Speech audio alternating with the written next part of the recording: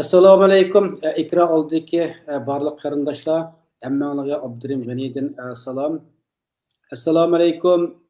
To'g'liqqa, Mavlanka, sizlarningki Uyg'ur choyxonasi suhbat programmalarga qatnashib berganingizga rahmat aytaman. Va alaykum assalom. Va alaykum assalom uka. Bugungi suhbat temamiz asosligi bir nuqtada yig'inchoqlangan bekar temalar chechib ketmaslik uchun asosli bir nuqta, ya'ni Trumpning yangi hukumatiga tanlanayotgan Xitoy qarshi eng qattiq tanqidlari bilan, Xitoy qarshi eng o'tkir so'zlari bilan tashkillangan bir guruhga, ya'ni o'ng qanotda Burkut nomidagi kabinat a'zolariga nazar degan bu programmani o'rnashtirdik. Endi bu qatamqi programmada shu Burkut nomidagi kabinat a'zolariga kirgan 17 shaxsni qisqacha tunishtiramiz. Shunga asosli tema shu shaxslar haqida bo'ladi. Boshqa xalqaro vaziyat haqida emas, shunga kelib shunga suhbatning yaxshi sifatli bo'lishi uchun bu shaxslar haqida to'xtalgan bo'lsak,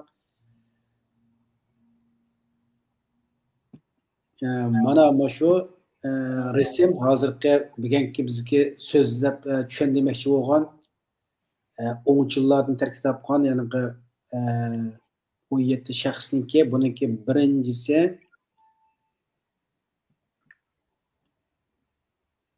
muavin prezident J.D. Vance.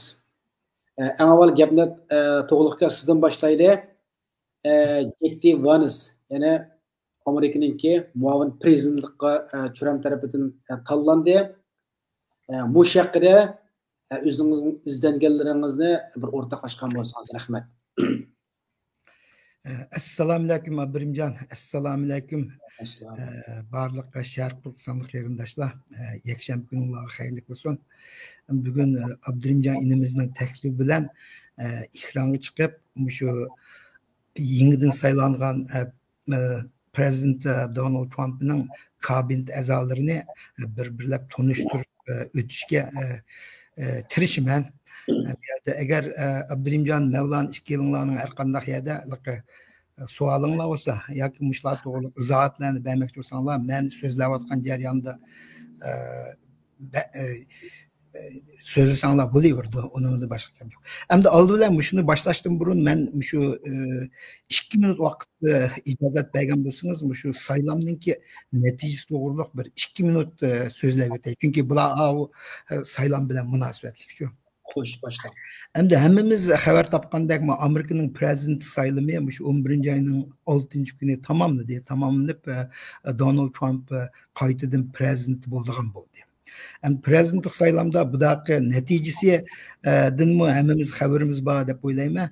Trump 312 biletga qarshi 226 ga shu qarshi prezident bo'lib saylandi. Senatninki shu saylam ahvoli bo'lsa Cumhuriyet Partiyasi 53 biletga erishdi, 47 biletga qarshi.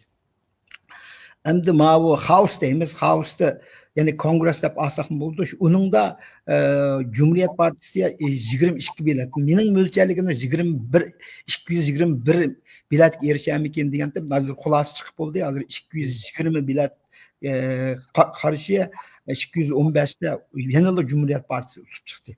Endi yana bir narsa borki, buning balkim nurg'un qarindoshlar balkim buning diqqat qilmadi. Bu bizim shu governors deydi. Her bir shtatning boshliqlari. Shtat boshliqlari Cumhuriyet a'zolari 27 biletga erishdi. 23 qarshida.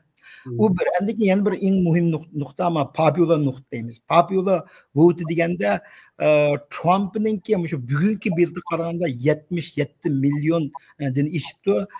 Kamera qarasang 75 million yetay deb qo'ydi. Demak, popular vote dema shu Cumhuriyet Partiyasini bo'ldi. Bu demak, bu hozir shu Cumhuriyet Partiyasiga nihoyatda bir cho'ng g'albini yaratdi degan sizdan. Bu yerda talash bo'lyapti, ba'zilar landslide victory degan bilan yana ba'zida bo'libmi demokratik hozir landslide victory emas, landslide victory bo'lgan bo'lsa, u boshqacha bo'ladi degan narsadan chiqadi. Lekin mening ko'z qarashimcha landslide victory bo'ldi.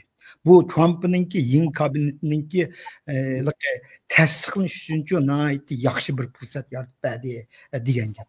Shuning uchun men mishani mana 2000 deb o'tkatdi, to'liq biri electoral vote, biri popular vote. Bu Amerikadagi nimasi electoral degani har bir shtatninki, masalan Kaliforniya desak, Kaliforniya masalan 51% odam Trump'ni qo'llab, 49% odam demokratiyani qo'llasimi, butun Kaliforniyaninki saylan bileti Trump'ga mangdi. Uni Amerikada electoral deydi ama electoral deydi. Popular vote degani abay so'zlab ketganda, o'sha Amerikada jami qanchalik odam Trump'ni qo'lladi, qanchalik odam Kamalani sayladi deganni bilindi. Haqiqiy saylanda hisoblaydigani electoral vote. Bir shtat kim ustib olsa, kim shu shtatni ustsa, shu shtatning butun bileti ash odam qarab mangdi. Nacha abay to'liq degandan shikla tushuntirib qo'ydi. Unda bo'lsa o'sha shaxsga kirib ketamdi, asosli temamiz oshaga o'tkaydi. Bo'ldi, unda bo'lsa bir şey dedim. Bu da saylamdiki yana bir narsa shu hamda Amerika'nın ahalisi şu 335 milyon qatarda. Bu qaytımqı saylamı qatnaşqanlarnınki 226 milyon kende. Demek fakat 60%'ki saylaş yişiq kelganlar saylam qatnaşıptı. Bu bir nachar tarif. Aslında 80% yaqin saylovchilar qatnaşqan bo'ladi. Şunu qistirib o'tay, hamdan qanimanınkilar. Hamda bu kabinet a'zolarini Amerika'nın kabineti şu, hukumatning kabinetida jami 15 minister dereceli department. Amerika'da bunu ministerler demeydi. Bular ne bölüm yani departmenti deydi. 14 ne departmenti deydi. Onun içindeki birisi baş teftişten başka hemisi sekreterler deydi. Şunun için mesela şu noktada dep ötey dedim. Uygurlar ministerler dep alıdı. Hem de Amerika degan presidential system. Şu presidential system bo'lgandan minister demeydi, bu bölüm deydi. Kabinetninki her bir bölümü deydi. Ben şunun için mesela ministerligi deganning o'rniga bölümler dep alıma. Endikin katip deganning o'rniga sekreterler dep alıma. Çünkü katip deganmi sirtdan kelgan til, sekreter deganmi sirtdan kelgan til. İngilizce bunu sekreterler deydi. Şunun için sekreterler dep alıma. Hem de manın keldigan bolsak J.D. Vance'dan başlayalım. J.D. Vance degan özü 40 yaştır. Ma saylangan çağda 39 yaşta hazır 40 yaş hem de to'shdi, u nihoyat yosh. Amerikaning tarixidagi ikkinchi yosh vice president ekan bu J.D. Vance. J.D. Vance o'zi bir advokat. Endiki ma urush qatnashgan. Yale Üniversitesi'ndeki law degree var bir lawyer'da bu. Bu öz vaqtida bu kitap mı yazgan? Hatta ötkende Mevlan sözlep ötkendek Xitoyga qarshi Uyg'urlar qo'llash to'g'riliq ashtaq mazmundagi leksiyalarni bergan bu adam. Uyg'urlar foydasi bor deb. Bu J.D. Vance'ning bir alaydiligi nima deganda bu yosh o'zi jushqun fikrini uchuq dalalaydigan bir alaydiligi bor. Bu aslida Trump'ga qarshi. Trump'ning 2016 yildan birinchi Trump'ga qarshi. Keyin bu ham Trump'ning birinchi qitim hukumatning qanchaqda keyin bu shu Trump tarafga o'tib ketib Trump'ni qo'llaydigan bu. Bu da shu Prezident Trump bunu ko'rsatgan chog'da asli bu yerda shu bir qancha nomzodlar bor. Masalan biz tanishlik qilgan Marco Rubio bu shu vaqtida shu J.D. Vance bilan ma'mur prezidentlikning o'rnini azroq talash tortish bo'lgancha Cumhuriyet Partiyasining a'zolari Marco Rubio'ni qo'yaylik deydi, lekin ba'zilar J.D. Vance'ni qo'yaylik deydi. Lekin J.D. Vance'ni utib chiqqanining asosiy bir sababi nima deganda, men o'tganda so'zlab o'tdim, o'sha 7 talash tortish shtatlar borku, o'sha nim tarafdagi 7 shtat 4 ashada. Shularni aslidagi Trump'ning maqsadi shularni qo'lga keltirish uchun uni nimqan. Chunki Marco Rubio degan Florida tarafda. Florida taraf bo'lgandagi oyoq ta'siri J.D. Vance'dek bo'lmaydi. U bir. Ya'ni yana birisi Trump'ning ikki o'g'li bor-ku. Ikki o'g'li bu J.D. Vance'ni nihoyat qo'llab recommendation qilgan. Albatta u o'zining o'g'li ham Endi ma Trump Junior deymiz. Trump Junior degan Trumpning aytdi yaqin hamkorlashib shu Trumpning ustib chiqishda chin yordam qilgan uning gapimi dadisi o'tdi. Shuningdan ashtar bo'lgan. Ham JD Vance to'g'riliq men mishagicha to'xtalaylik deymiz. Bu endi kabinet a'zosi emas, ammo bu kabinetninki Trumpninki ma'un prezident bo'lgandan keyin shu asosan kabinet ichida cho'ng rol o'ynaydi. Bir savol so'ray, to'g'riliqqa Monika, siz dedingiz, burun 2016-yildagi saylan vaqtida Trumpga qarshi dedingiz. Bu yilgi saylamda bu Trumpning eng kuchli qo'llovchilari bo'ldi. Burun nimishga qarshi, hozir qanday kuchli qo'llovchilari bo'ldi? Bu haqida bildiganlaringizni o'rtoqlashsangiz. Bu vaqtda men uzun to'xtalmay deyman, bugun chunki mazmunlarni aytib ko'kchi. Biroz qisqartirib deyman. Endi asosli sababi nima degan chaqda bu Trump buchvag'i o'zi 2016-saylanga kirish vaqtida butun nima degan shu butun media deymiz, butun hammada Trumpga qarshi vaqtida. Buni bo'lolmaydi, bu faqat o'zining pulini xashlaydigan ya topolmay o'zini ko'rsatishni chiqib oldi degandek narsalar bor. Endi keyin ba'zi bir siyosatlarda Trumpning o'z vaqtida nima deymiz, Cumhuriyet Partiyasininki nuqta nazarlariga to'liq tushmagan yerlar. Shu yerlardan qarshi qoldi. Bu shunchalik deb o'ylayman.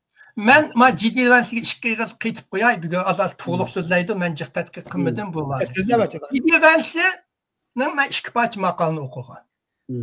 Bu nuqtada bu JD Vance bu Ukraina urushga bizning qatnashishimizning hech qanday ahamiyati yo'q, uyat urush bo'lmasligi kerak deydi.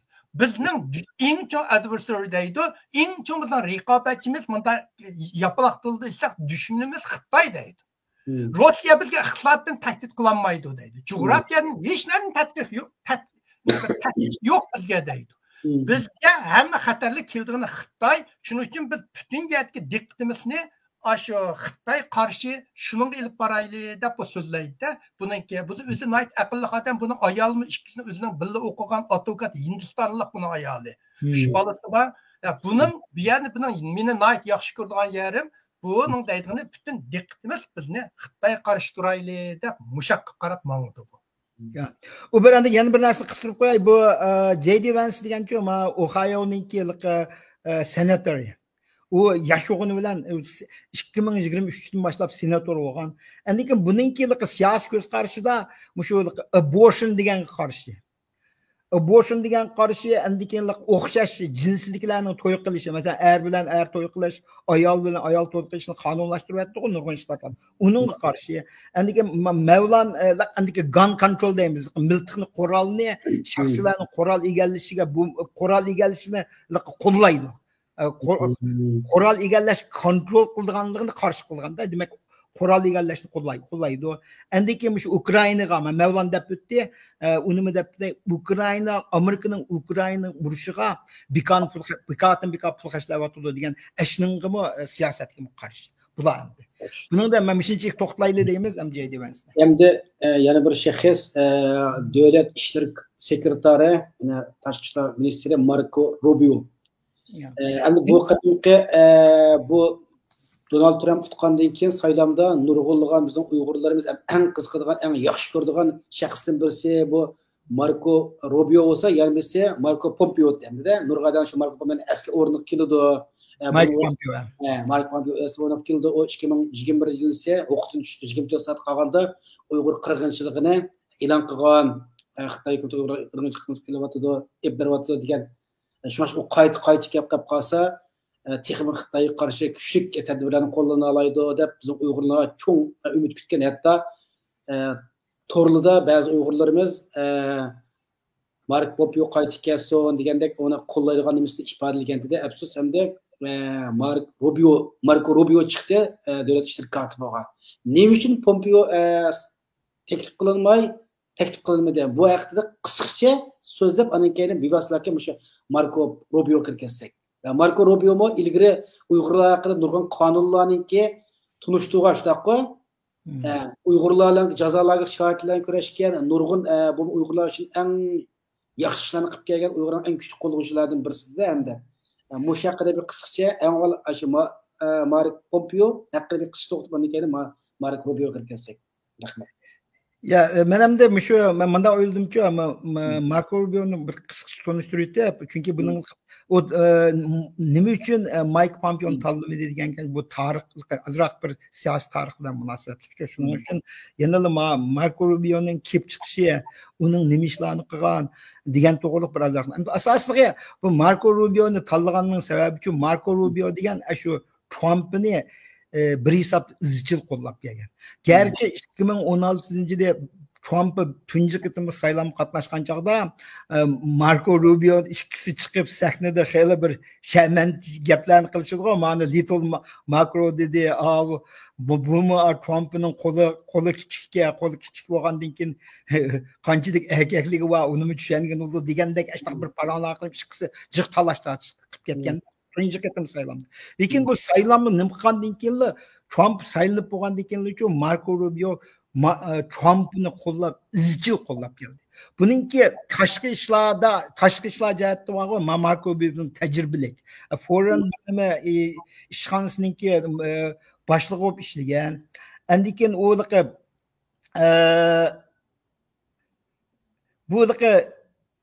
yana nimalardi?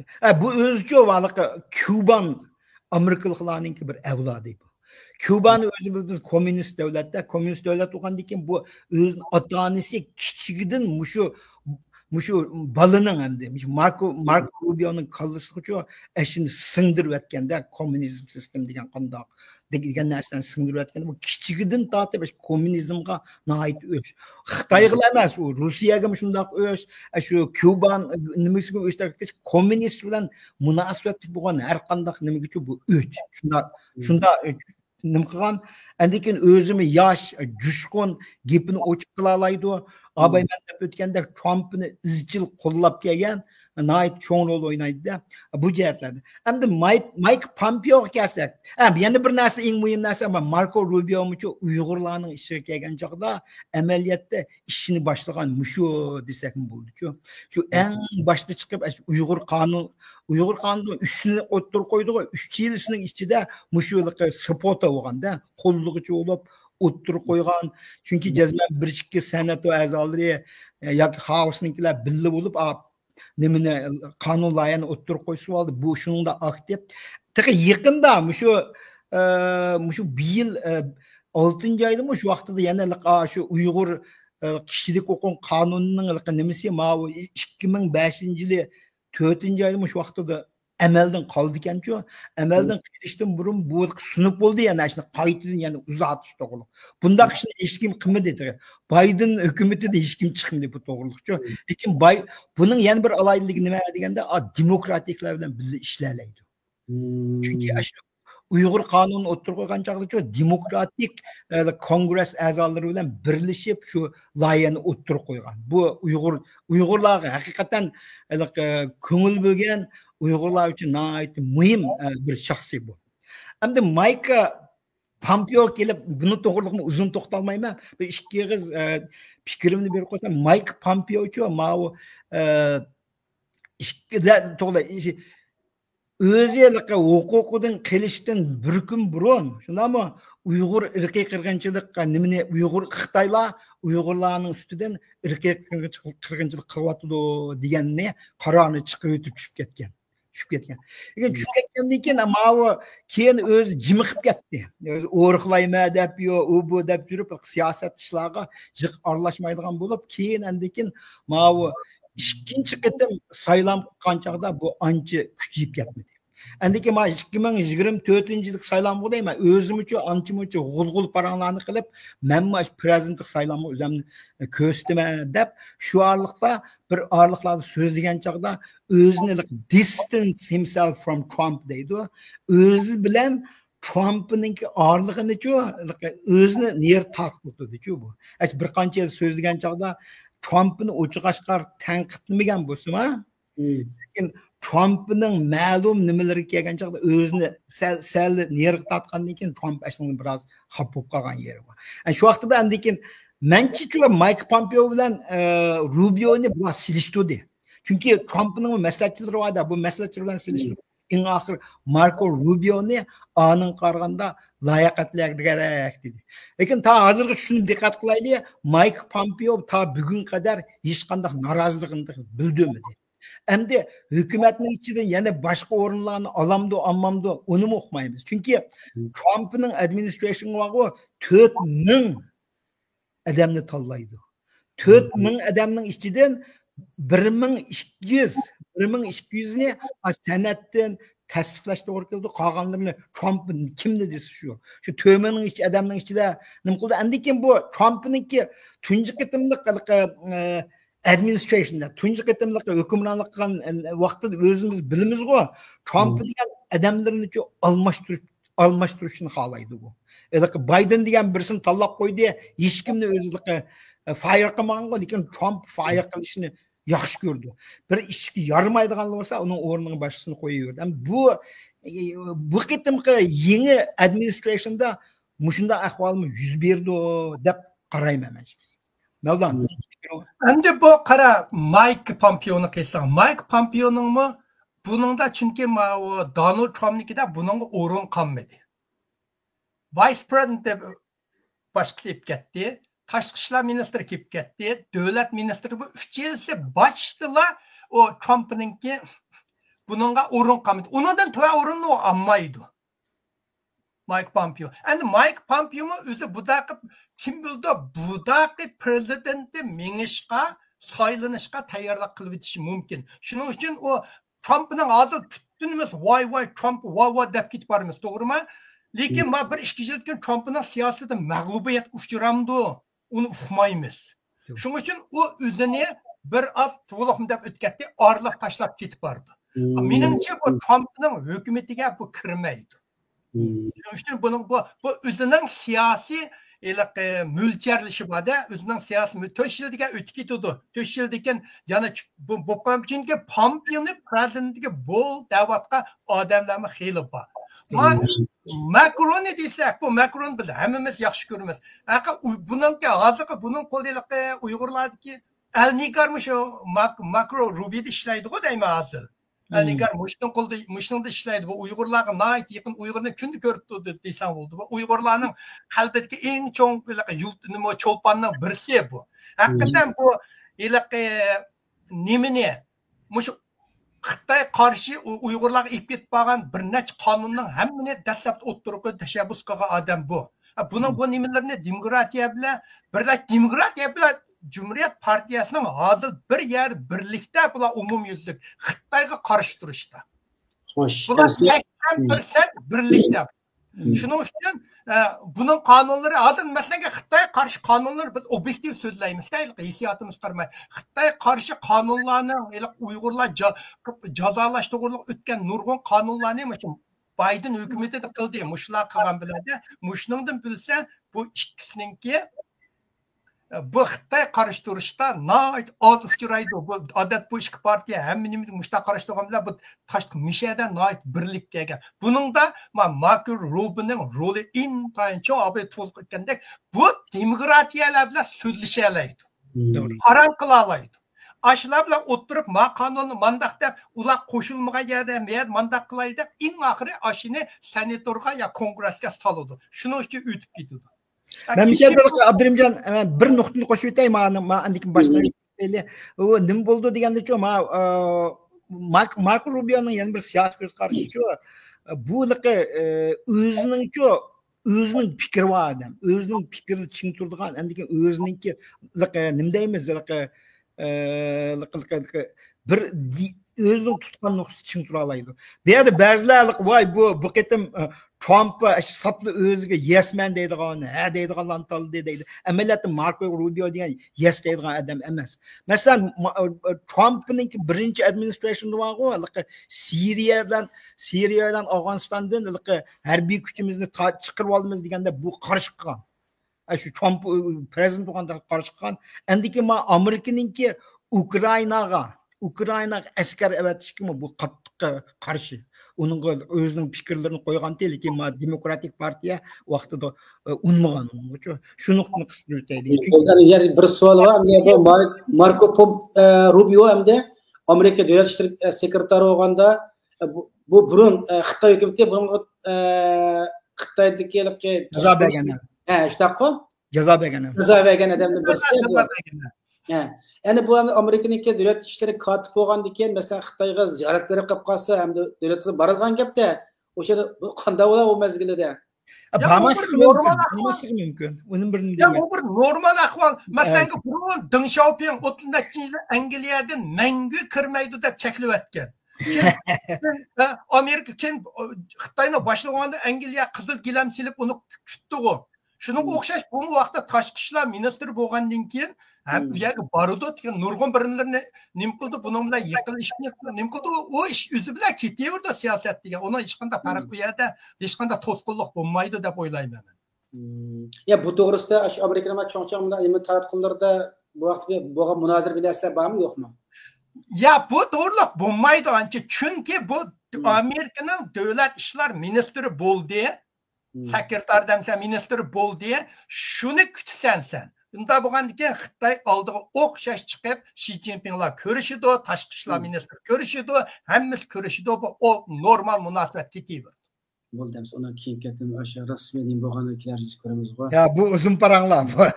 Yashinchi endi Pambondi, yana bosh taftish. Bu Pambondi kim o? Bu vaqtda bir qisqacha bir tushuncha bergan bo'lsangiz, rahmat. Bu Pambondi to'g'riliq uzun to'xtalmayman. Bu abay men deb o'tgandekchi sekretarlardan boshqa, buni sekretar demaydi, buni bosh taftish deydi, attorney general debchi. Bu o'ringa chiqishdan burun amaliyotda Florida shtatiniki bosh taftishi bo'lib ishlagan. Bu jihatda bu tajribalik, tajribalik. Endi buni o'ttirib qo'yishningki asosli sababi nima deganda haliqi Matt Gaetz deb birisi bor. Matt Gaetz deb bir yosh birisi bor. U shu 40 yosh atrofida deyman. U Matt Gaetzni dastlabda shu bosh taftish qilgan-ku. Lekin birisi Matt Gaetz ninki asosan shaxsiy ba'zi nimalari uchiga oshkorlanib qoldi-ku. U shu ayollarga bosqinchilik qilgan degan nimalar ayblashlar bo'ldi. Endi keyin ba'zi bir nima jinsiy parakandchilikda shunday narsalar bo'ldi degan oqidan nurg'unlar chiqib ketdi. Endi keyin Cumhuriyet partiyaning mundaqchi Cumhuriyet Partiyasi men deb o'tdim, 53 a'zosi bor Cumhuriyet Partiyasidan kelgan bu senatoda. Agar senatoda shu 3 yil yo'qotib qo'ydigan bo'lsa-ku, 3 yil yo'qotib qo'ydigan bo'lsa, a'lo niqib ketdi, buning tasdiqi o'tmay qoldi. Shuning uchun o'zligidan deydi hamda bisim orqali, Cumhuriyet Partiyasi a'zolarining bisim orqali u o'zi voz kechdi, bo'ldi men bo'lmayman deb voz kechdi. Hamda men jinoyat dedim, u jinoyatga aniqlanmagan jinoyatlar. Faqat haqlarning-ku bu ayollar, ayollar chiqib menga ashtaq qildi, undaqni ko'rib qoldim degan ularga nima qilgan yer yo'q. Endi mencha bu Matt Gaetz'ni tushirayotganning asosiy sababi nima degan uchun Matt Gaetz uchoq tanqid fikr qilgan birisi ekan-ku. Men bir qancha buning shu senatorlarda haqlar bilan talash-tortish qilgan yerlarini ko'rdim, so'roqda. Shu o'zidan nima qilgan shu cho'ng amaldorlarni shu uchoq oshkora savol qo'yib, shu hatto ba'zi vaqrab nima qilib so'zlaydi ekan-ku. Bir xil qo'pol tuyuldi ekan. Lekin u shu nima deymiz, rostchilik odam ekanda, birini bir deydigan bir odam bo'lgandan keyin Trump shu dardni yaxshi ko'rgan. Lekin undaq odamlarni jiq odamlar yaxshi ko'rmaydi-ku. Shuning uchun nima qilgan chog'da nomzodlikning tasdiqdan, ya'ni nima deymiz, jazmlashtirishdan o'tamay qoldi deb jiq odamlar uning besim tushirayotgan, u chiqayotgandan keyin Pambondini o'ttirib qo'ydi. Bu Pambondi to'g'riliq yana birisi Matt Gaetzning-ku nimada advokatlikda qonun jihatda ancha nimasi yo'q, tajribasi yo'q. U undaq o'rinlar bo'lgan. Lekin Bondi abay men deb o'tdim, Florida shtatininki bosh taftishi bo'lib ishlagan. Endi mush jihatlarda xeyli yaxshi ta'sir qoldirgan ekan. Buning ancha cho'nglikqa qarshi fikr chiqmaydi buni tasdiqlash. Ya'ni buningga demakchi, buni eng kuchli Xitoy qarshi so'zgan so'zlarniki nimalardan esingizga qolib qolganlar bormi? Uningdan toza xabarim yo'q. Lekin abay Mavlon deb o'tdi-ku. Mushu Amerika, mushu yangidan saylangan shu shu nimalarning sekretarlarning mutlaq ko'p qismi Xitoyga qattiq qarshilikda. Ma'lumda matning yani saylanmagan bir yerichi xalqlar bosh taftishni unda qattiq hammaga fikr berib bo'lib so'zlaydigan odamni xolamaydi. Bosh taftish degan bir o'rtaq o'rin turib hammaga obyektiv qonun bo'yicha ko'z qaraydigan odamni tanlashni yaxshi ko'rdi. U o'zining siyosiy ko'z qarashlarni bak aralashtirib oldi. Unda bo'lganki uning bo'lmagan. Ma'yal o'tamda o'tmamda uqmaymiz. Çünkü United 3 adam sayılmışsa Republic Parti'de Donald Trump yanı bir adamını köz tutuştu doğru ki. Bu demiş asas koşa şahsın özünü to'xtaylik, hamsa boshqasiga chiqib kirmay. Pambandi to'g'ri bir gapim bor. Buning yeshi 54-58 yosh. Matt Gates qaraganda xeli cho'ng tajribalik. Bu jihatni aytgan. Andiki jiq odamni ranjitmagan. Abay Mavdan deb o'tgandek-ku. Qonundan xabari bor, jiq odamni ranjitmagan. Bunda odam mencha mening fikrim Mavlonga o'xshamaydi. Menchi bu ayol o'tib ketdi. Bu ayol men o'tib ketdi deyman, chunki buni adil bo'ladi degan demokratiyadan ikkisi bor. Ikki demokratiya buni bo'ladi deydi. Unda bo'lgandan keyin ikki demokratiya bo'ldi degandan keyin demokratiyaning ichida buni saylab o'tib ketish ehtimoli cho'ng degan gapda. To'g'ri. Gandhining yana bir muhim nuqtasi bu Trump birinchi qitim prezident bo'lgan chaqda impeachment qilgan-ku. Impeachment qilgan chaqda bu advokat bo'lib Trump tarafda bo'lib Trumpni aqlib olgan-ku bu. Aqlashda cho'ng bo'lgan. Shuning uchun Trump buning bakiliga rozi. Bunda olsa keyingi shaxs to'saylar hamda Robert Kennedy bu sog'lomlik ham inson mulozimati ministri shuning ekan, bu Robert Kennedy kim bu odam? Mushaqqa bir qisqacha asosan tarjima deb atalaylik. Bu odam hozir biroz talash tortishda qolgan odam-ku, adam jazmlashtirishga kelgan chaqda buning ustidan jiq talash tortishlar ketdi. Buningki ham tarixiy oq ko'rinish deydigan bo'lsak, bu asl degan demokratiklarning-ku bir kuchli a'zosi. Bu John F. yani Kennedy familyada aytayotgan Kennedy ailesi deb Mavlon bu Amerika'nın siyasetini demokratik partiyanın siyasetinin belgüçülerinden birisi. Demokratik partiye qilgan asli Bush'ning ailesi. JF Kennedy deb o'ltirilgan JF Kennedy'ninki bu nephew. Nephew nima deymiz? Nephew degani hamda dadisininki jiyanidan bu andikin jiyani bo'ldi, andikin yana bir Kennedy bor, senator Kennedy'ninki uningmi jiyani bo'ldi. Ular bilan aloqasi kuchli. Bu asli degan demokratik partiyaninki muhim bir a'zosi. Keyin bu qandaqlarcha demokratik partiyaga qarshi bo'ldi, lekin Cumhuriyet partiyasiga o'tmaydi bu. Independence deb-ku, hamda independent deb chiqib oldi. Independentlik mustaqilchilik degan emas, Uyg'urchilik mustaqilcha emas. O'z oldiga bitirib bo'lma deb saylam qatnashgan bu. Saylam qatnashi buningki o'ynagan roli nima deganda, buning agash kuchlari jiqda. Agash kuchlari jiq, andiki demokratik partiyaning ichidagi Kennedy oilasininki nurg'un nimalar bor-da, ular agash kuchlar. Ular hammasi bilatni ma'lumga tashlab, demokratik bilatning kelgan nimasini qilib qoldi. Lekin bu eng oxiri kelgan chaqda buni hatto sotdan buningki saylanish huquqini evitimiz deganda sotdan yo'q. Bo'lmaydi, sen jazman saylam qatnashdi deb yanalash independent saylamda o'zini ko'rsatib 2% dak bilatni oldi. Lekin shu bilatni elishdan burun bu tashviqot qilib, shu orliqda Trump'ni qo'llaydigan bo'ldi. Trump'ni qo'llaydigan bo'lib, tashviqot qilib, menga bilatni tashlamanglar bo'ldi. Menga bilatni tashlaydiganlar nimalar orzuyinglar bo'lsa, Trump'ga bilatni tashlanglar deydi. Shuning bilan demokratik partiyaning butun kampaniya nimasini buzib qoldi-ku, bu cho'ng rol o'ynaydi. Hamda buningga nima uchun qarshi degan chaqda-ku, virusga vaksin qarta buning uchun cho'nglik o'zining o'z oldiga ko'z qarashi. Vaksin butun Amerika xalqini vaksinlashtirish degan amaliyot bu xato. Bu bir shu siyosiy maqsad bilan qilayotgan ishtab ashni misinformation deydi. Misinformation faqat deb shuni nim qildi. Endi keyin bu odamning yana bir alayligi bu odamning bir alayligi nima deganda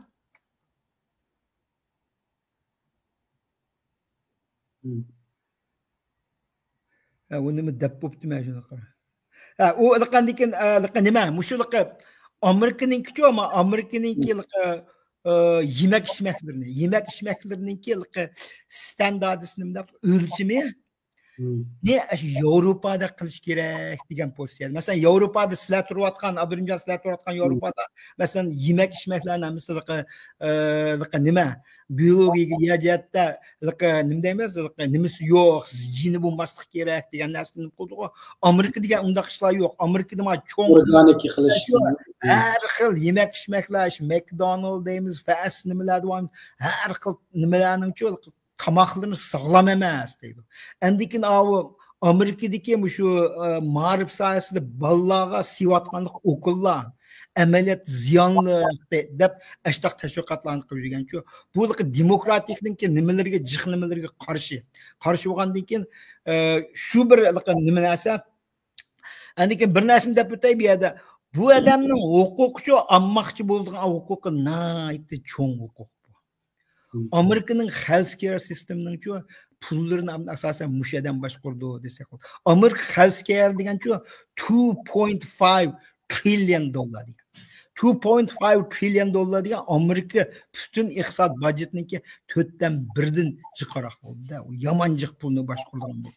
Ham bu yerda bir qancha cho'ng agencylar bor. Bu masalan DHS deymiz, DHS'ninki sekretari bunun qo'l ostida masalan CDC deymiz. CDC deganimiz Center for Disease Control. Kasalliklarni kontrol qilish markazi degan bir cho'ng agentlik bor. U bor. Endi NIH National Institute of Health deydi. Uni sog'lomlik mamlakatlik sog'lomlik instituti degan. Umi bir cho'ng narsa. Endikin Food and Drug Administration deydi. Food and Drug Administration degan yemek içmek bilan dorilarni boshqarish degan yana bir cho'ng agency. Endikin CMS'ni ma'lum bildim, men CMS'ning proyektlar uzun yil ishlagan. CMS degan Center for Medicare and Medicaid Services degan bo'ldi. U shu Amerikaning Medicare'ni anglagan bo'yitlar. Medicare degan asosan 60 yoshdan yuqori kishilarningki sog'lomlik nimasini kapolatligini saqlaydigan pul, ya'ni Medicaid degan kambag'allarni qo'llaydigan. Masalan, Obamacare deymiz, Medicare deymiz, Medicaid deymiz, shu sog'lomlik bilan munosabatlik programmalarning hammasini shu mush adam boshquradigan bo'ldi. Masalan, hozir degan CDC'ninki direktorini tanlab bo'ldi, NIH'ninkini tanlab bo'ldi, Food and Drug Administration'ni tanlab bo'ldi, CMS'ninkini tanlab, CMS'ninkini bizning faxrli Mehmet Öz degan odamchi u oldi. Taqamda mushlarning hammasi mushadan boshqurdi. Shuning uchun buningki huquqini berishda Demokratik partiya a'zolari uchun nihoyatda qattiq kuchiydi. Bu talash tortish qilgan. Bir foydali yer nima deganda buning nisbatan aytganda bir foydali yer nima deganda bu asli abay men deb o'tdim-ku Kennedy family'ninki Kennedy oilasining a'zosi bo'lganlikdan demokratikdagi jiq sanatlarcha balkim buni tasdiqlab o'tdi.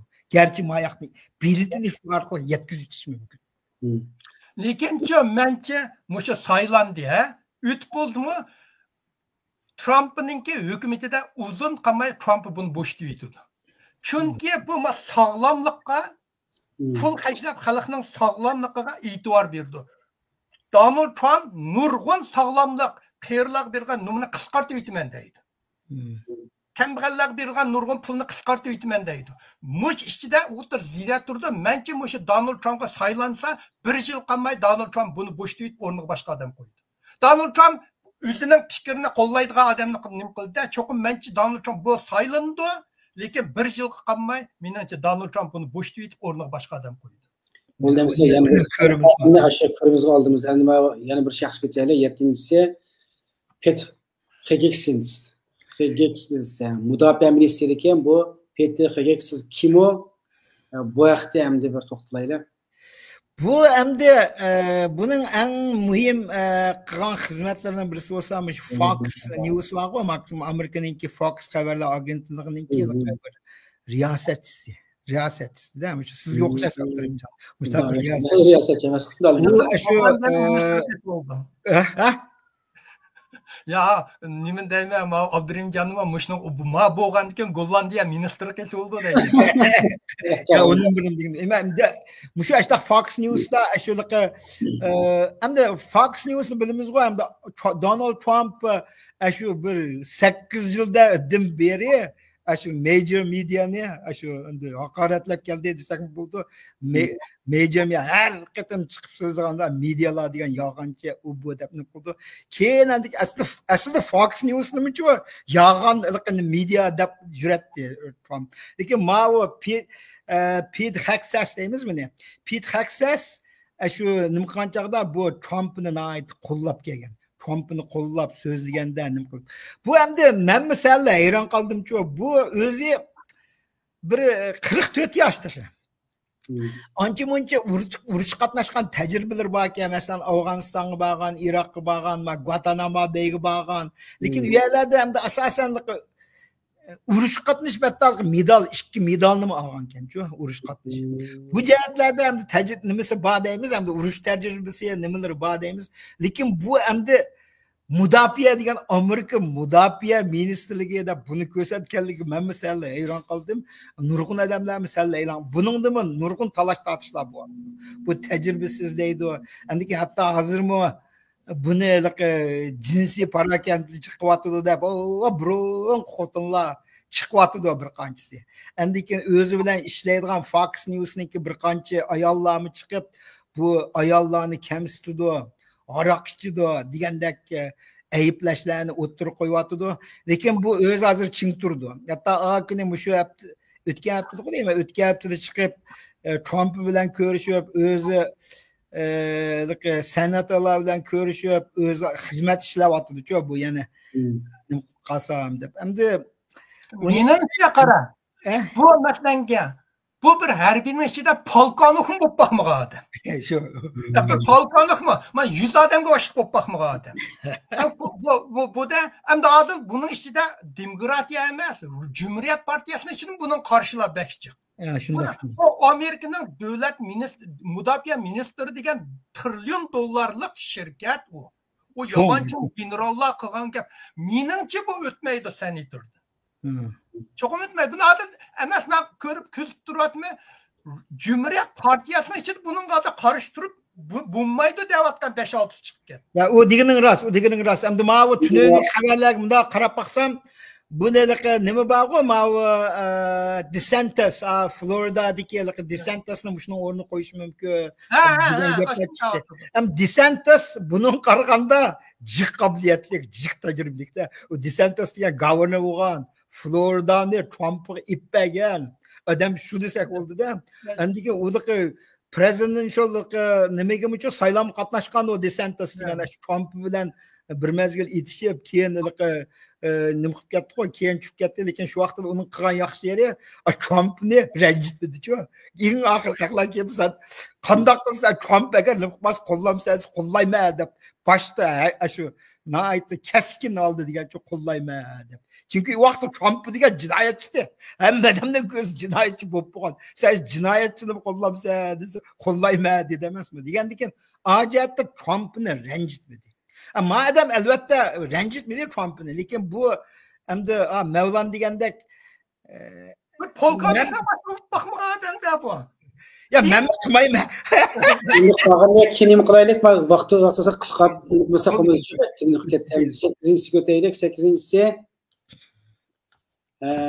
Scott Business yana bir g'azini ministri Besant degan bu buni uzun to'xtalmaydi bu degan bir biznesmen endi hedge fond deydi-ku Amerikada hedge fondininki bir cho'ng hedge fondininki nima yaratquchisi bu andiki mavi Wall Street ta'sirini aytishim buning aslida sirtchi ancha nomi yo'q faqat Wall Street'ninki bir investor nima deymiz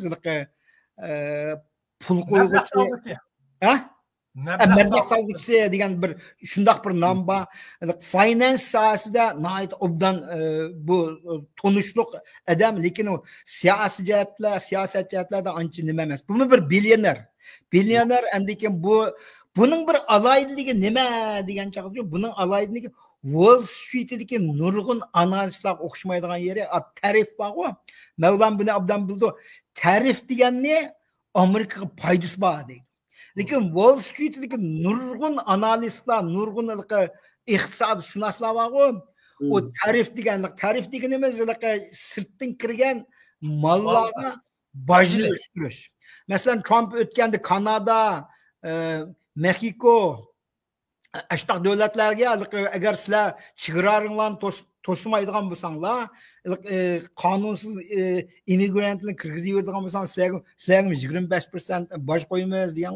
Aştaq narsani bu odam qo'llaydi-ku. Sirtdan kelgan mallarga boj ilishni bu qo'llaydi. U bir, endiki yana birisi tax cut degan bor. Tax cut degani bojni kamaytirish. Bojni kamaytirish deganda Demokratik partiyaning davatqanlari bu bojni agar nim qildigan bo'lsa, shu 1% baylandinchu bojni yuqori elish kerak deydi. Bu odamning tutgan siyosati hamma odamdan barobar boj elish kerak degan mandaq qarashlar. Bu taraflari Trumpga yoqqan. Bu odamning yana bir alaydiligi, uni unutib qolmaylik deb o'taylik. Bu shu Amerikaningki Cumhuriyet Partiya shu nomzodlarning ichidagi birdan bir gay bu.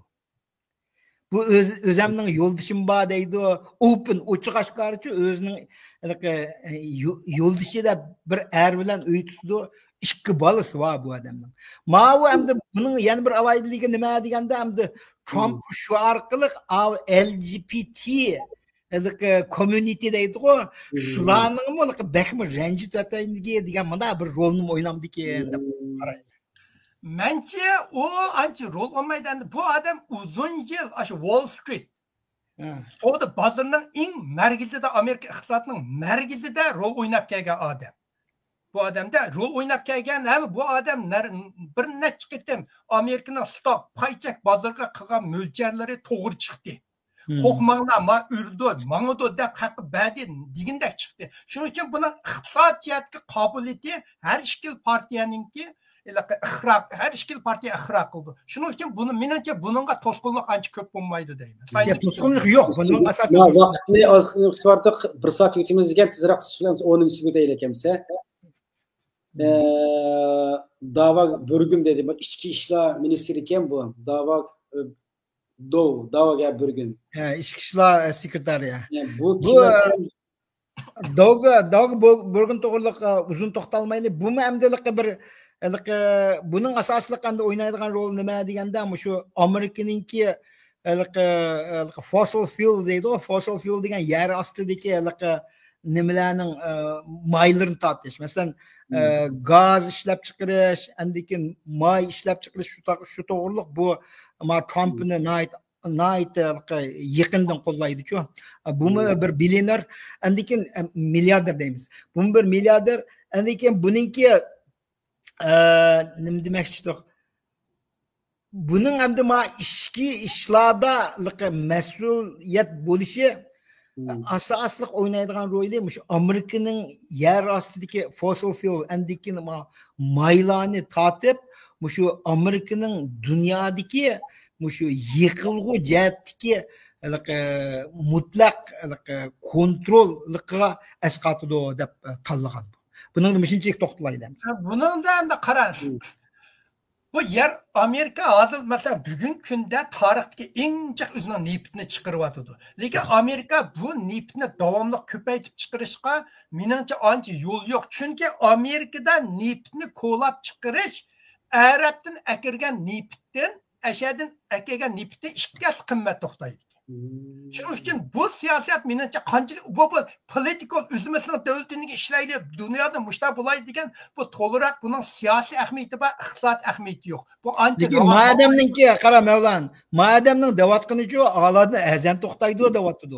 Ya buni hisoblab ko'z hozir Hazır ikimiz Demokratik Partiya bilan Cumhuriyet Partiyasini o'tirdik bir nimalarga talash tortishga gapga kelib qoldik-ku. Endi ma odamning Trumpning deyotgani uchun mayla azan tushdi deyapti. Trump shu masalan kampanya jarayonida shunda ochiq dedi, gazniki bahasini dedi. Sen bilen biz işletiyotgan gazning bahasini $2 tushirmay deyapti. 20 yil ichida $2 tushiribdi. Mushu odamlar shuni qo'llayapti. Bu odamlar iqtisodshunaslar. O'zim degandek bular iqtisodshunaslar, bular haqiqiy shu ishlarni qilgan odamlardan bular manda deyapti. Manda gap. Ko'rinmas, menimcha mangmaydi $2 tushirmas degan. Davomli shayli. Bu odamlar yana bir nimasi-ku, bu South Dakotaning governorsi bu. Bununki tecrübesi var degan gapda. Yani 11'incisi Soru Ministeri Huvar Ludwig. Mamış iqtisodshunos ekan ya. Bu bir çoğu iqtisodshunos. Bu kime de bu adam 67 yaş ekan. Bu shunaqa Wall Street'ninki nihoyatda dangliq bir a'zolarining bir Wall Street'ninki. O'zimi bir aslida Wall Street'ninki CEO'si bo'lgan ekan. CEO deganimiz nima? Baş ijara reisi, birinchi qo'l. Reis bo'lgan, keyin chiqib ketgan, undan keyin chiqib, andikin bu shunday qiliqqa Wall Street'dan boshqa yerda ancha hech kim bilmaydigan bir odam, tuyuqsizlar o'ttirga chiqib qo'ygan. Lekin ham Trump'ninki bunday qarab baxsam uchun nimalari shunday tijoratchilarni, cho'ng tijoratchilarni bo'libmi o'zligidan shunday biyib ketgan shularni ko'parak o'zining yeniga yig'yapti. Bu ham bir alaylik nima mana bir yer vakanchu buniki. Bunaqa nima September 11'da sentabr 11-yilda New Yorkda 2 bino o'lib tushdi-ku. Shuni shu vaqtida buning shirkatininki 700 odami shu o'zining aksi bilan birga shu yerda o'lib ketgan-ku. O'lib ketgan bo'lsa, shirkat yo'q bo'ldi degan gapda, lekin shu shirkat yo'qolib ketgan holatdami? Shu oz kundan keyin shu shirkatini qaytadan tiklab, qaytadan yana milliarder ketgan. Xuddi Trumpga o'xshash. Trumpning o'z vaqtida degan shu 3 trillion dollarga qarz bo'lib qolibdi ekan-ku. Shu 3 trillion dollarni qarzlarni nima qilib, yana qaytadan tiklab, hozir degan 6 trillion emas. 3 trillionda 3 trillion milliard. Shu. Ma'nachi qarasizlar o'tkazganda bu odamlar Amerikaning dunyoning iqtisod markazini biz Wall Street deymiz. Wall Street dunyo iqtisodining markazi. Bu uya degan dunyoda amaliyotda eng vahshiy kurash bo'ldigan ilishadigan yer shu. O qon to'kilmagan bilan dunyo iqtisodidagi butun shularning ichida bu odamlar yilaqi oshni kontrol qilib ketganda bu savdo bu yoqdagi bu odamlarga shu Wall Streetda cho'ng bo'lgan odamlar, shu yerning Madinada bo'lgan odamlar, menimcha bu odamlarga ikki tarafda qarshilik ancha ko'p uchirmaydi. Ham iqtisod degani mushta odamlar boshqasi bo'ladi. To'g'ri. Yani bir shaxs 12-si kelibdi. Xian Dufi deydi. Xian Dufi. Xian Dufi transport deydi. Qatnash ministri ekan bu. Endi bu odam haqida. Xian Dufi o'zi 53 yosh. Bu yosh bir odam, o'zi bir advokat. Andikin bu Wisconsin var, Wisconsin shtatninki House Representatives, Congress a'zosi bo'ldi. Shu Trump'ninki kampanya qilish jarayonida cho'ng yordam qilgan bu alaylik va andikin o'zimi bir nima Fox News'ning qo'yma Fox News'ninki bumi Fox News'ninki yana bir nimasi yana Abdurimjon o'xshash Fox News'ninki riyosat bu bosh boshdan riyosatchisi bu shu bo'lganda andikin avqa nimadiki hukumatdagi tajribasini qanchaqda bu nima House Financial Services'ninki committee'ning a'zosi ekan. Bu bir Congress a'zosi. Financial Service deganimiz hamda iqtisodiy mulozimatninki nimasi markazininki boshlig'i bo'lgan odamda bu tajribasi. Buni mushinchilik o'tib kelgan. Buni qatnashni boshqardi deydi. Qatnash sohasida tajribasi yo'qdek turdi menimcha. Yani bu katnaşlasın ben bu Amerikamış katnaşlasının aşı yeni işleyen vaxtlarında yumuşak ditan layığa sahasında bir melgil işleyen bu yaman mürekkep kesip bu. Bütün taş yol, körük, aşı süratlik ayrıplar bütün nimini başkurdu. Emniyet bu yaman bir mürekkep Amerika'nın ki adette bunun bek siyaset aralışıp ketmegen ki hakına dikkatini kozulmaydı. Lekin Amerika'nın intayım mühim bir tarım ki bu. Yani bu adam da minin bu aşı Fox News'un ki riyasetçisi diyenden başka bu adam ançı teki işkanda tetkikatın bu adamdan ançı bir uçurum yok bu adam. Oldu, hoş. En son biz gidip kettik. Kristinum deydi. Kristinum devlet bexatarlik demişken Kristinum bu ayol hakkında to'xtalaylik. Vaqt qanchalik bo'ldi ya vaqt? Lekin vaqt 5 minut qoldi, yana ozroqqa tujutib ekan. Anda o'zi bek so'zib ketmayli. Bu Kristinum hamda davlat bexatarlik sekretari bo'ldi ya. Buning bir alayligi, buni ko'rsatishning alayligi uchun bu immigration kelgan chaqda nayt qattiq qilib turdi. Mana bu ko'chmanlar kelgan chaqda.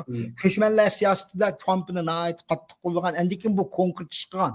Masalan, Texas'chu nima qonunsiz ko'chmanlar toza kirgan chaqda Texas'ga shu North Dakotaninki National Guard deganimiz nimamiz mamlakatlik qo'g'dug'uchilar atriti deb ashta bir nimasi borchu. Shularni 8 qitim ashaga askar avatibdi.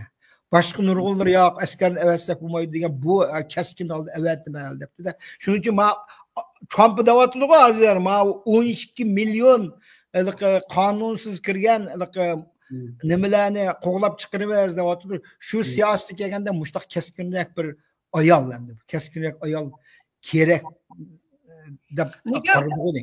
Qarab, Homeland Security degancha bu chig'rat bu ko'chmanlar degan kichik bir qismi bu. Homeland Security'na doirasi bak ko'p. Bu ayolni qildi, atrofli nimam bor, menimcha bu ayol senatorninki saylimidan o'tanmaydi. Bu ayol buni ayolni o'rniga boshqa odam tiklaydi. Menimcha bu ayolni chunki bu Homeland Security'na doirmiş FBI, CIA hammani ichiga oladi bu. Hamma masalani birlashtirgan bir yer. Shuning uchun menimcha bu vaqtda bu ayolning tajribasi hamjat yo'q. Menimcha bu ayol o'tmaydi. Men ham bunday narsani ko'rmadim endi buni. Bu to'g'ri boshlanishmi chiqamasmi? Endi bu har qilishimiz der, mana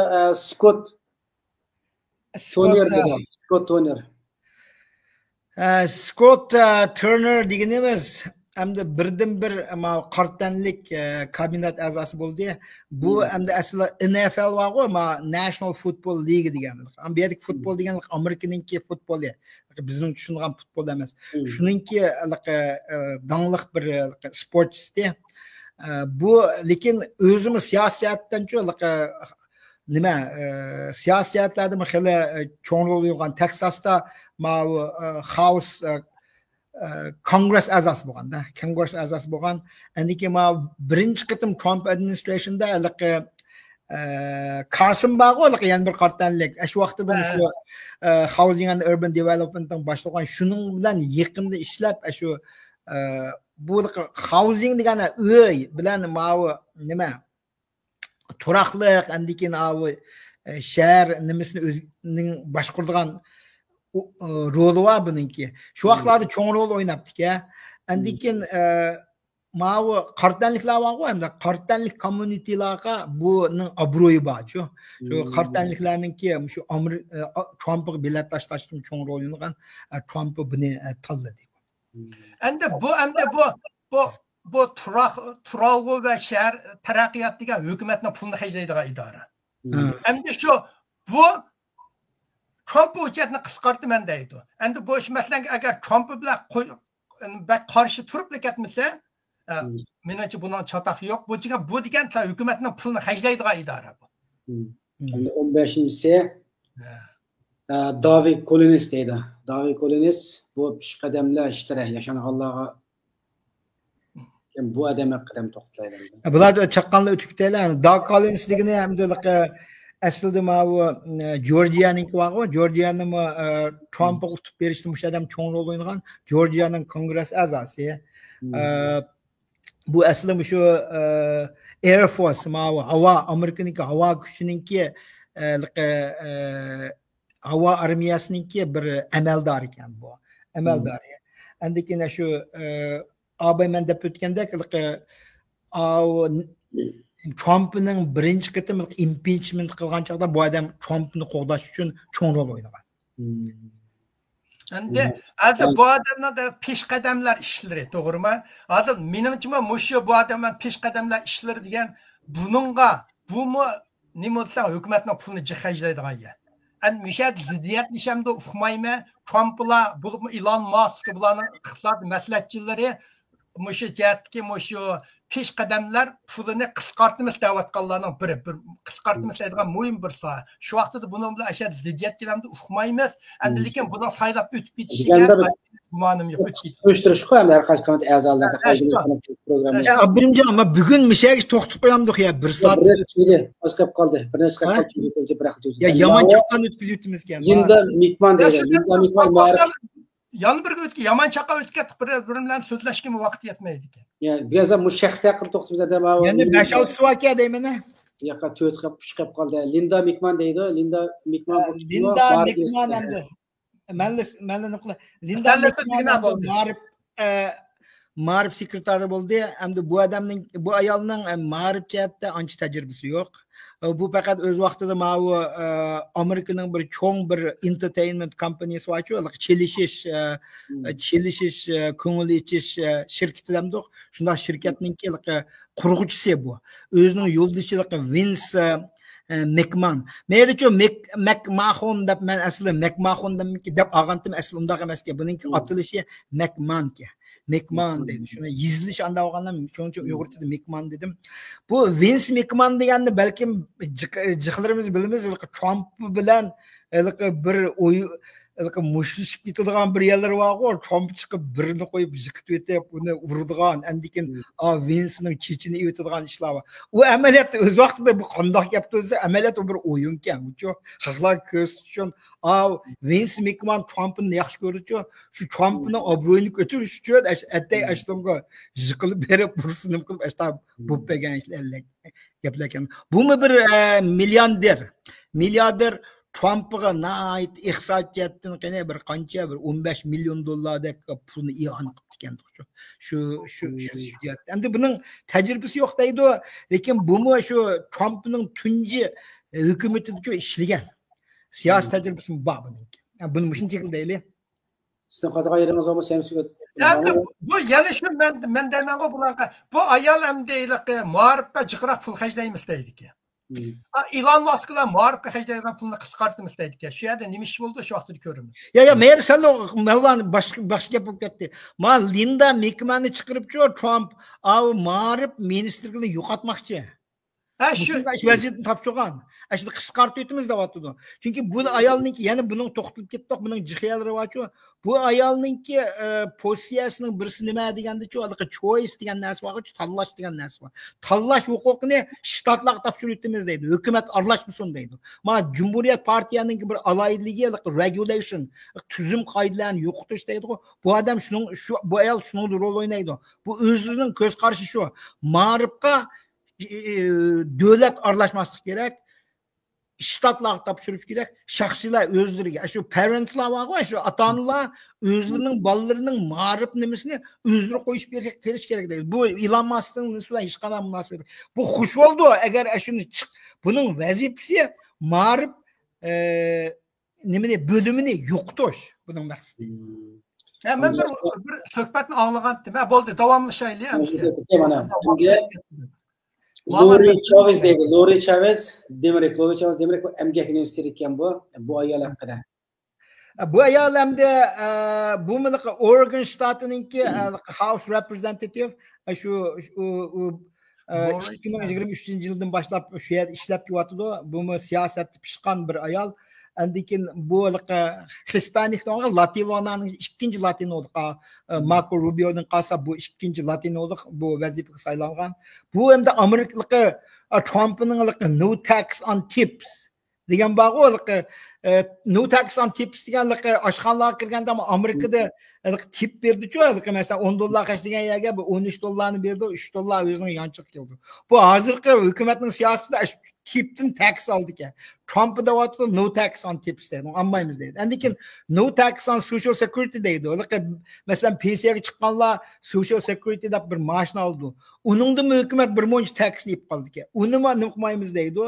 Endi keyin overtime deydi. Cho'lar overtime deganligi masalan 8 soatni ortiq ishlayotgandan keyin Amerikada bir yerim esa yoki 2 as maaş olgan ishlar bor-ku, u ashiningdanmi tax oldi ekan hozir. Mushlarning 3 yilini bu yo'qotishga kelgan chaqda mushu amdiligi nima emgak nimalar bo'lgandan keyin bu ayol cho'ng rol o'ynaydi-ku, shuningga taldi deb qarayman. 5-chi bo'lsin.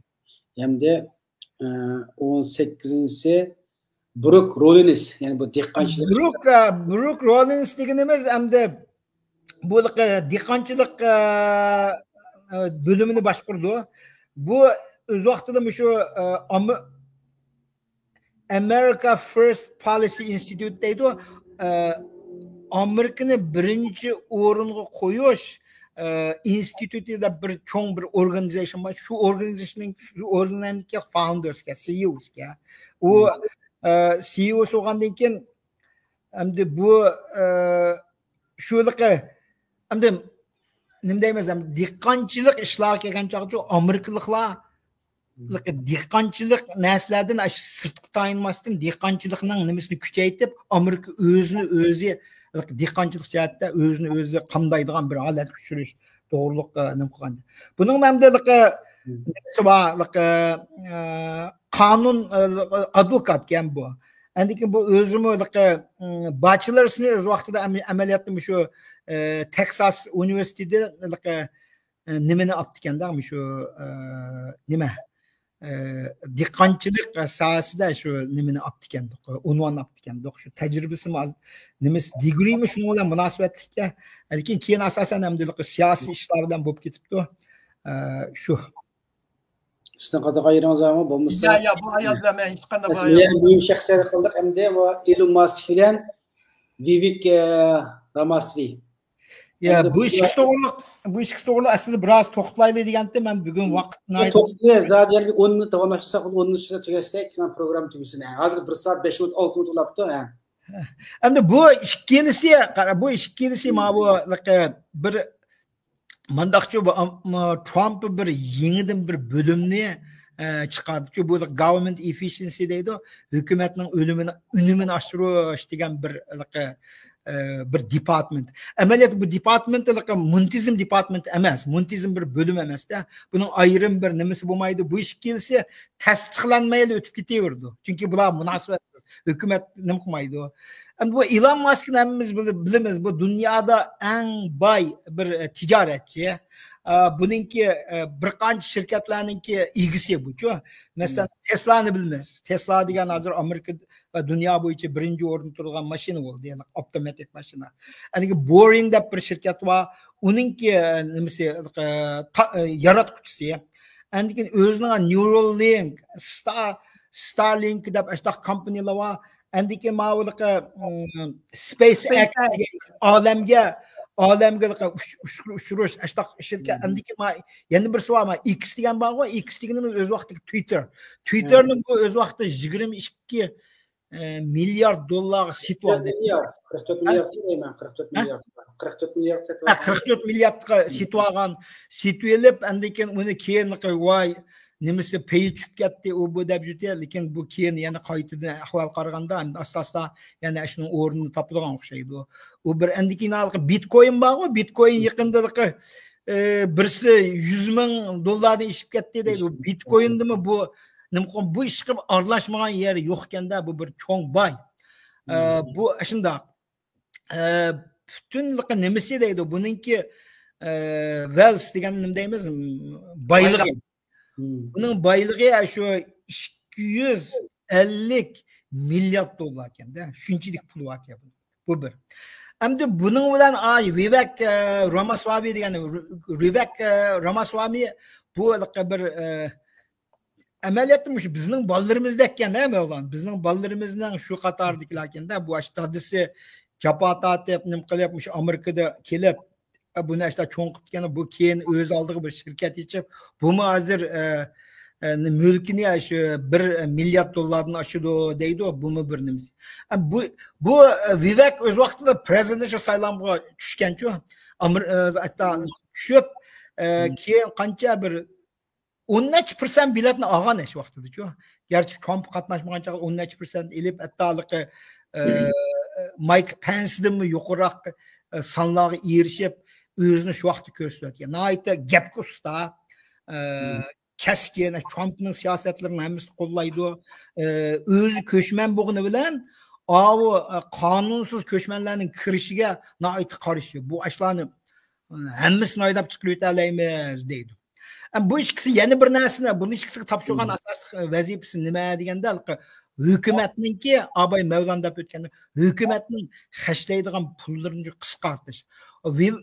Elon Musk o'tganda chiqib dedi, men 2 trillion dollar pulni men qisqarta olayman dedi. Amerikaning butun hukumatining xashlaydigan puli 5 trillion bo'lmaydi. Bu 2 trillionni ivassa nereden oldu degan gaplar chiqdi. Hozir Mevlanmi abay deb o'tdi, social security'ga chiqilishi mumkin.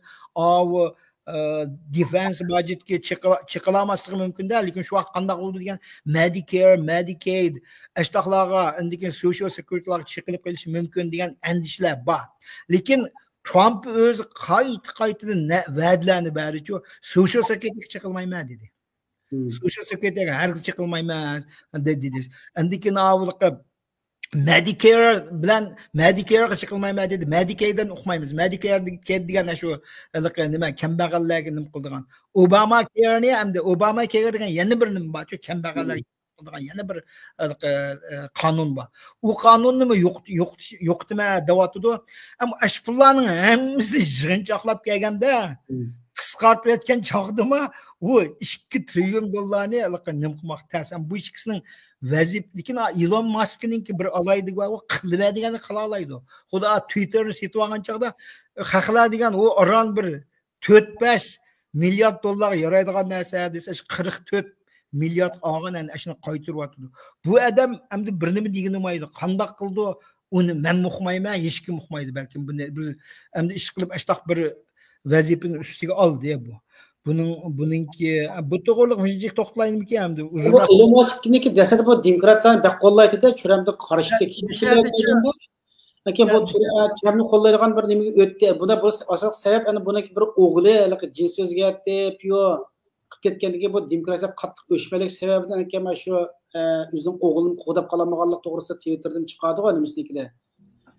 U pachpurat ishlar qiladi. Ular pachpurat ishlar qiladi. Bu Donald Trump'ga saylamaga 100 milyon dolardan jiq pul berdi. Lekin bu Elon Musk'dan men bir ishdan ansirayman. Bu Xitoymi, Amerikami, Xitoy bilan Amerikaning o'rtasidagi munosabat jiddiylashdi-ku. Jiddiylashganki Xitoymi mush Elon Musk'ni ikki davlatning o'rtasidagi elchisi bo'lib xizmat qilsa deydi. Elon Musk buning naqdi Amerika Xitoy Tesla'larni, mana mashinasini Xitoyda setishga yo'l qo'ymiz dedi. Bu Xitoyga qattiq jazo qilishni xohlamaydi. Elon Musk. Bu tijorat Xitoy bilan qattiq cho'ng bozor 1,5 milliardlik odam bozor. Agar buning mashinasi ashar setilib qolsa, buning oz deganda 100 million mashina setilib ketadi-da, buning kirimi haslab ketadi. Shuning bilan bu Donald Trumpga ta'siri cho'ng. Bu ishimidan qo'rqmaydi, puli jiq. Donald Trump'ga bugün әтілі yüzünü öğrelaydı. Bu mu Donald Trump'ga o'xshashlar. Donald Trump'ның meyliqi bugün bandas әтіл anda davrda bu maşında o'zgartirlaydi. Mushu Donald Trump'ningki Xitoyga bo'lgan siyosatini sal bo'shtib qolamdiki deb ansirayman. Ma Vivekni esa Vivek bilan mening ancha fikrim yo'q. Bu Vivek saylam qatnashdi, bu o'zimiz saylanmaydi, biladi. Bu asharqliq bu saylamga chiqib doim mediada bo'lavergankin shirkati buningki shuning bilan tashviq qilindi. Bikaga commercial e'lon qilib oladi-da, shuni qildi. Buning bilan meningki ancha nimam yo'q, bu yilqa immigrantlarni, ko'chmanlarni, qonunsiz ko'chmanlarni yutkayman deydi. U oson ish emas. Bir qonunsiz ko'chmani yutkashga uchun 1 milliondan jiq dollar ketadi ekan. Hozir mushu 1 million qanunsuzluqni yutkash uchun 80 milliard dollar ketgan bu pullar nereden keldi? Kim üzmüş pulgu? Bunun bilan meni anchoq men Elon Musk'dan bu bir endi özümü ayam alien dedi. Men bir boshqa koinotdan kelib qolgan odam deydi. Haqiqatan Amerika dunyo iqtisodiga intayin cho'ng ta'sir ko'rsatyapti. Taraqqiyot hozir mana qo'l telefoniga o'sha Apple'larni bekor qilib tashlayapman deydi. Bu yangi qo'l telefon ishlayapti $300. Buningda internet ketmaydi, Wi-Fi ketmaydi, hech kim bevositalash telefon bilan aloqa qilman deydi, qila oladi. Shuning uchun buning iqtidori intayin kuch hozirgi zamon taraqqiyotni xeyli obdan jihatda shakllayotdi. Endi buning birlama ansiraydigan yerim Xudoyim u jihatdan saqlasin. Buning gapini Donald Trump bak anglaydi. Bu ashu Xitoy bilan bo'lgan qattiqlikni sal yumshatib qo'yamdiki deb ansiraydi. Endi o tarafıma albatta bunda o'ylashmo normal bir ahvol. Lekin manda bir yer var ki abi sen deb o'tganda bu o'z bir kuchli odam. Kuchli bo'lgan Xitoy mu buni kontrol qilsam deydi. Bu bagap Xitoy degan hargiz boshqalarninki kontrolligiga unmaydigan bir nimada hamdi. Trump mashtaq. Bu hamda atogan qo'pib agar Trumpga kelib sen avu nimani Social Security'nin hamısını kat qıl deydigan bolsa men eng başta chiqib men qarshi qilman. Manga o'xshagan nurg'un sen mi qarshi chiqsan da Social Security bizni aron biz ömrümüzni jiqqan pulninki Social Security'ni kat qilamiz deydigan bolsa albatta nim qilamiz. Shu vaqtlar kelganda balkim bu ashning bilan taqalishib kelib Trump keta qasqaning deyish mumkin da bu mu Trump'ni kontrol qilma deydi albatta. Bu manda bir narsa, endi yana bir muhim narsa borki, abay men deb o'tganda qaranglar. Bu Trump'ning yeniden saylangan komitning ichida bor-ku. Ashu men sanab baqdim 9ning yeshi 55dan tuvanki. 40 necha yosh. O nimaga avatgan ilqi qizning nimada White House'ninki nimasida so'zliguvchilar hatto 27 yosh. Ashloqlardan tortib o'zlariga yig'ib oldi. Demak, men Cumhuriyet Partiyasininki hozir kelgusidagi izbosarlari uchunchi bular hech qanday ansirmaydi. Chunki men ko'rayotgandek Elon Musk'mi kelaqatim prezident bo'lmaydi deyish mumkin. Vivekmi xeyli bo'ldi u bo'lmaydi deyotgan. JD Vance bor, Trumpning o'g'li bor, o'shada ayollar bor, abay ko'rgan mana. Ayollar hozir prezident bo'lamay, nima Hillary Clinton tortib Kamala'gı bulamızdı. Muşu ayarlı, demokratik, Republikan ayarlarının içinden birisi çıkıyor. Bu hazır demek, hazır bu yaşlar var o. Yaşlar ne? Yeni güçlük. Aşı hemmesi men deydiganlar çıkıvatıdı. Ma bu, sizler eğer torlar qaraydigan bolsanlar, demokratiklarının təşviqatı nima deganda Trump özünün aldığı saplı yesmenlerini jığı dedi. Men bunun 100% karşı bu fikirge çıkıyorum. Nima yesmen degan? Ben degene. Unda adamlar emas. Elon Musk, Viveklar hech qachon birisiga yes demaydi. Vance mi yes deydigan odam emas. Marco Rubio mi yes demaydi. Peter Haggas mi yes deydigan emas. Bular degan atsil o'zini o'rib chiqa oladiganlar. Bular yes deydiganlar emas. Faqat nima deganda bularninki ko'z qarashi haqiqatan ishchidanchu Trumpning siyosatini qo'llayapti. U siyosat degan nima? America First degan siyosat. Make America Great degan, mega degan shu ko'z qarashini qo'llab bular yeniga kelyapti. Endi atugin bular chiqqandan keyin konkret masalalarda ziddiyat bo'lamdi. Bo'lishi mumkin. Marco Rubio mi Trump bilan cho'ng ziddiyat bo'lgan o'z vaqtida. Shunda qarshi qilgan. Buningdan boshqalari mu ashtaqladi bo'lgan. Hatto shu billionerlar, milliarderlarni alamiz-ku, milliarderlar degan Trump bilan bas-bas qilganlar bir monchilari. Bularni yeniga yig'di, lekin gapini o'tkazib bo'ldi degan gapda. Gapini o'tkazib bo'ldi. Shunda endi men gapni desam, balkim sizlarga yoqmasligi mumkin. Tunugun men bir o'qigan maqolada-ku, mundaq debdi. Demokratik partiyaning qaytadan xavfini elish mumkin emas deydi. Cumhuriyet Partiyasi xavfini nima mutlaq ib ketdi deganda shu Demokratik partiyaning bir analizchi shu fikrni o'tirib qo'ydi. Biz diqqat qilsak qara. Men nimada bu partiya degan muvafiq yani 2 yildagi masalan ixtilos sal nachar bo'lib qolsa hammasi demokratiyani saylab chiqib ketadi siyosatga Amerikaning shundoq oldin qatam Donald Trump birinchi qatam chiqqan zaman demokratiya xavf sanit hammasi jumhuriyatning qo'lida 2 yil o'tgandikilar nima xavf nimaninkiga demokratiyaning qo'liga o'tib ketdi Donald Trump oldin qatam birinchi qatam saylanganda yeni saylanıp şu vaqtda saylangan davlat kabinetdagi odamlari 1 yil qolmay 70% bo'shlayapti. Shu ma'lum ichidami 1 yil qolmay qanchalik bo'shaydi, qanchalik ketadi va Donald Trump bir qarshilik odamni xohlamaydi. Yani menda bunda bir gap bor-ku. Mavla bunda bir gap bor. Let me finish mine. Bu Donald Trump qanchalik tuytuydi, qanchalik saylaydi. Hozir birinchi qitim, ama birinchi qitimga qaraganda Donald Trump hozir odam saylashda jiq tajribalik. U vaqtda hech tajribasi yo'qdi. Chiqiblar o'zi tuyuqsizlar chiqiblar odamlarni o'zi taniydigan odamlar ekan. Bu da jiq tajribasi bo'ldi, uzun vaqt bo'ldi. Burun qaraganda nervlarimiz sal pasaydi. Lekin chiqqandan keyin xizmat boshlangandan keyin ziddiyat shu vaqtda boshlandi. Masalan, Donald Trump 2 yilning ichida Amerika'daki gazның bahasını $2 düşürmen dedi. Onu düşürelemdi adı $4. Düşürelemdi $2. Düşüremegendiki şunu sayılgan xalq qanda vədi verdi. Şu vaqtda mesela Donald Trump ma özünün ministerleri otur ziddiyat başlanışı mümkün. Abay nima tuğluq 3 atalğın dep ötüp ketdi. Men qısqa ötüp dep qo'yay bu aytmayım. Medical, Medicare, Social Security degan. Medical degani Amerikadagi kambag'allarga özünü davalaşqa pulu yetmeydigan kambag'allarni hukumat davolaydi. Ular mayli qayeri bol, yosh bo'lgan, ularga berganimda karpa medical deydi. Medicare degan pensiyaga yishing 66 o'tgandan keyin seni %100 Amerika hukumat davolaydi. Hamma nimalar bizlar bir tim pul to'lamaysa asas davolaydi. Buni Medicare deydi. Bu ma'ni puli xabar deb o'tgan. 3 Social Security, jamiyat bexatar puli. Bu pul sen xizmat qilgan birinchi kunidan tortib maoshingning 20% hukumat tutishga boshlaydi. Sen pensiyaga chiqqanda shu tutqidan qarab turib sana berdi. Bu pul sen shu vaqt sen pensiyaga chiqib bu pulni olganda sening yillik kirimin $40,000 yetmasa hozir siyosatda sendan bajanmaydi.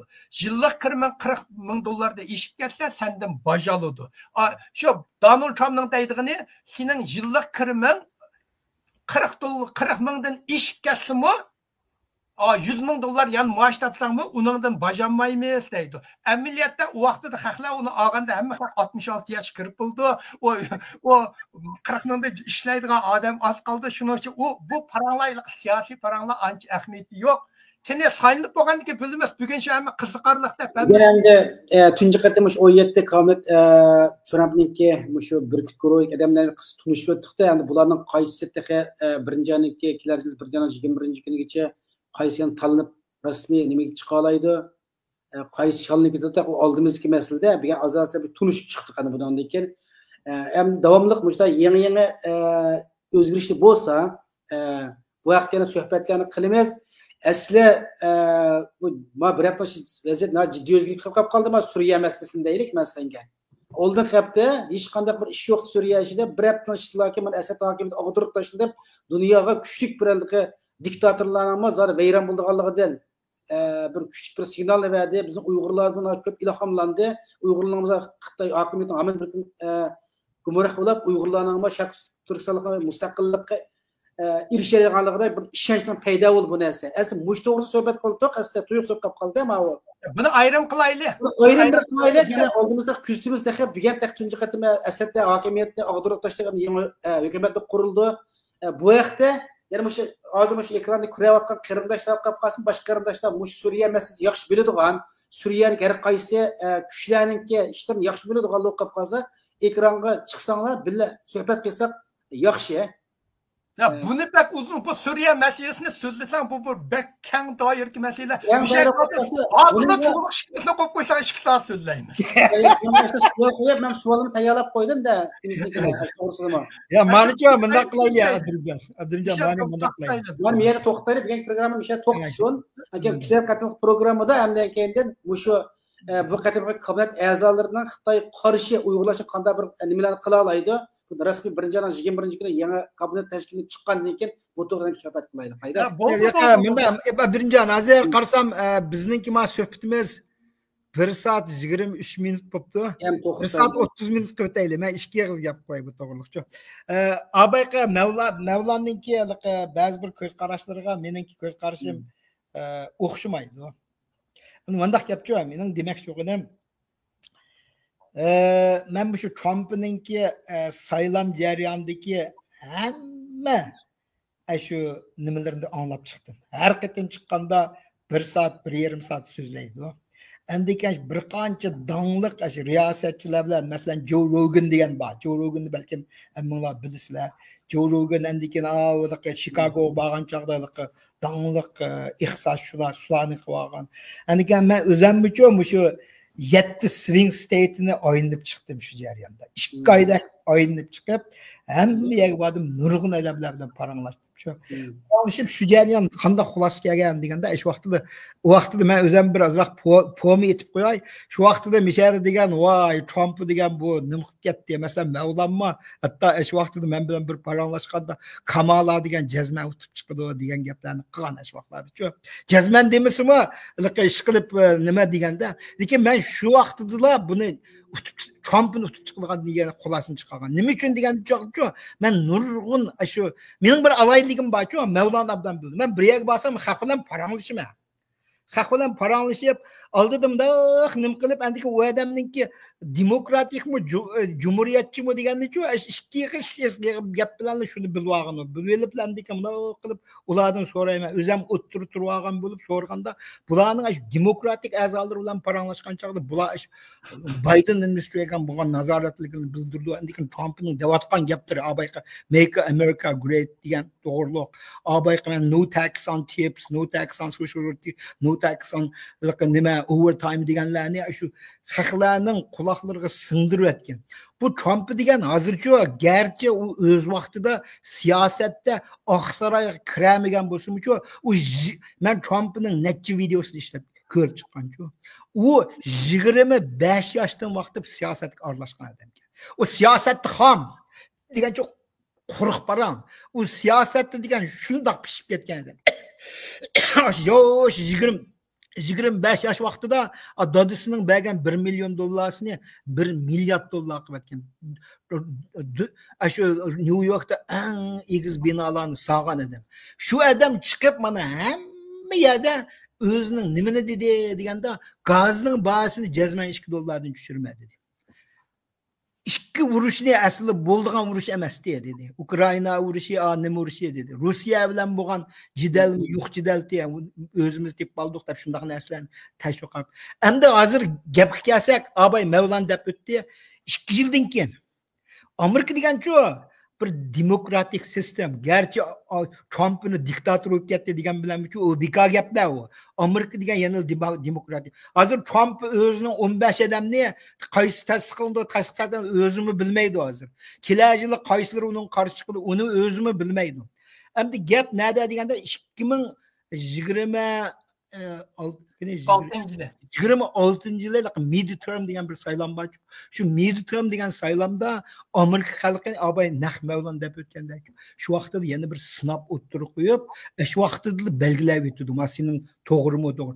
Ammo Trump bilan shu kabinet a'zolarining hammasining qilgan ishi Trumpning shu va'dalarininki 100% bo'lmasa 50% yoki 60% amalga oshirish to'g'ri keladi. Shu ko'z qarashlarining 50% amalga oshirdi degan so'z abay men deb o'tdim.